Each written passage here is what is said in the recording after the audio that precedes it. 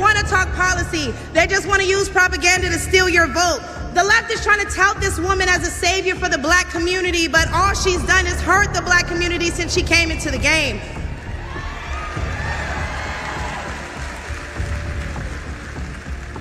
See, the first step in destroying the black community is to dismantle the black family. So aside from her record as a prosecutor, why don't we ask Mrs. Willie Brown if Kamala Harris cares about black families? Did you know that Kamala Harris' political career took off when she had an affair with 60-year-old Democrat, former San Francisco mayor, and state assembly speaker Willie Brown in 1994 and 1995? Willie Brown was legally married at the time, although he had reportedly been estranged from his wife, as reported by the New York Post. Former San Francisco Mayor Willie Brown was the 60-year-old married man Kamala Harris had an affair with when she was 29 years old. He's a rogue, all right, notorious for his flamboyant lifestyle. Flashy clothes, fancy parties, fine women, Are you his daughter? No, I'm not. and fast cars. You should from now on address me as the mayor. Are you his daughter? No, I'm not. Are you his daughter? No, I'm not. Mr. Brown acknowledged that he had helped Kamala Harris's career by appointing her to 2 high-paying California state commissions that launched her political career, including the California Unemployment Insurance Appeals Board and later the Medical Assistance Commission. Willie Brown also admitted that he bought Kamala Harris a BMW and a Mercedes in the mid-1990s.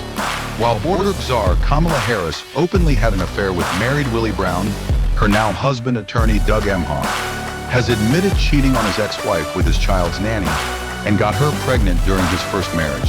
Willie Brown, the former mayor of San Francisco, was a very important figure in Kamala Harris's early life in politics. He was her much older lover. There was like a gap of 30 years. She started seeing him in her late 20s. When she was an up-and-coming prosecutor, he lavished her with gifts. He gave her a BMW. He invited her to the Oscars. They went to Paris together. And most importantly, he made introductions in that world of Democratic politics. Willie Brown definitely took credit for helping her career and putting her on the path of this meteoric rise, this greatness, if you will. He helped her in her campaign to be the district attorney of San Francisco. Later on, she would go on to be the attorney general of California, and she held that position twice. He was an incredibly important figure in her career. I want to bring the conversation back to the broken criminal justice system that is disproportionately negatively impacting black and brown people all across this country today.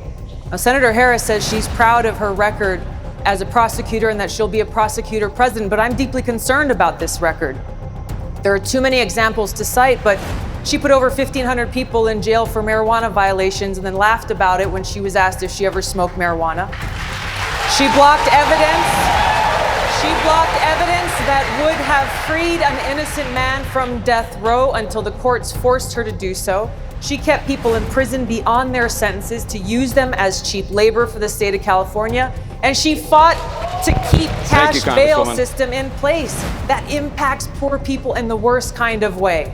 Thank you, Congresswoman. Senator Harris, your response. Gabbard back in, your response. The bottom line is, Senator Harris, when you are in a position to make a difference and an impact in these people's lives, you did not. And worse yet, in the case of those who were on death row, innocent people, you actually blocked evidence from being revealed that would have freed them until you were forced to do so. There is no excuse for that. And the people who suffered under your reign as prosecutor, you owe them an apology. What you believe is Kamala Harris's corruption as a public prosecutor. Give us an overview here, especially for Australians who may not be familiar with the Kamala Harris story and whether she really was as tough-talking a prosecutor as she claims now that she's running for president. She was tough on some people, but certainly not on people in positions of power. People are probably familiar with the fact that Kamala Harris had a romantic relationship with Willie Brown, who became the mayor of San Francisco. What a lot of people don't realize is that her entrance into politics in 2003, when she ran for the San Francisco District Attorney office, was shepherded by Willie Brown. Willie Brown had been the Speaker of the California Assembly. He became the mayor of San Francisco. He was under, by some reporting, more than a dozen investigations by the FBI on corruption charges. And he certainly carried that into San Francisco. And the problem that he faced in 2003 was that several of his closest friends were under investigation by the then San Francisco District Attorney, a guy named Terrence Hallinan. And these involved all kinds of serious corruption allegations. Hallinan was also investigating some institutions in San Francisco that were close to the Catholic Church, including St. Ignatius School, a very prestigious Catholic prep school. This was when the priest abuse scandal was developing in the United States.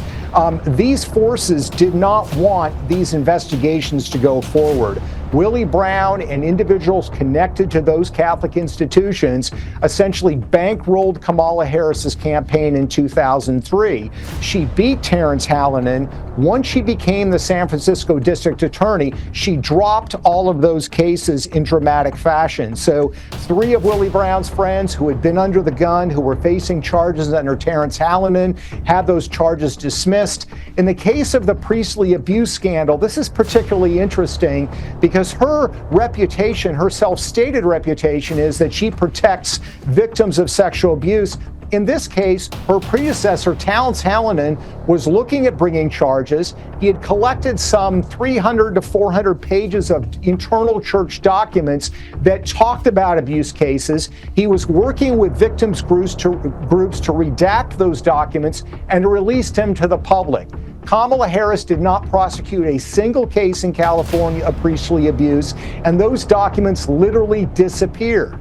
Terrence Hallinan had them when she became the San Francisco District Attorney. They were disappeared to never be found again. And victims' rights groups in San Francisco to this day are still very upset with her because they believe she covered up for these abusers. I think it's very important, as you have heard from so many incredible leaders, for us at every moment in time, and certainly this one, to see the moment in time in which we exist and are present, and to be able to contextualize it, to understand where we exist in the history and in the moment as it relates not only to the past but the future.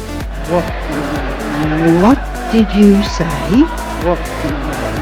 What did you say? I grew up a middle-class kid. I grew up a middle-class kid. I intend to create an opportunity economy. Creating an opportunity economy. Building an opportunity economy. What I call an opportunity economy. What did you say? What did you say? When it comes to the economy, do you believe Americans are better off than they were 4 years ago? So I was raised as a middle-class kid. I grew up in a community of hardworking people, construction workers and nurses and teachers. And I grew up in a neighborhood of folks who are very proud of their lawn.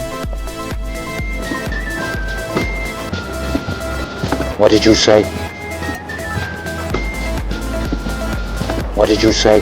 Be planned. Uppercase T, uppercase P. Be planned.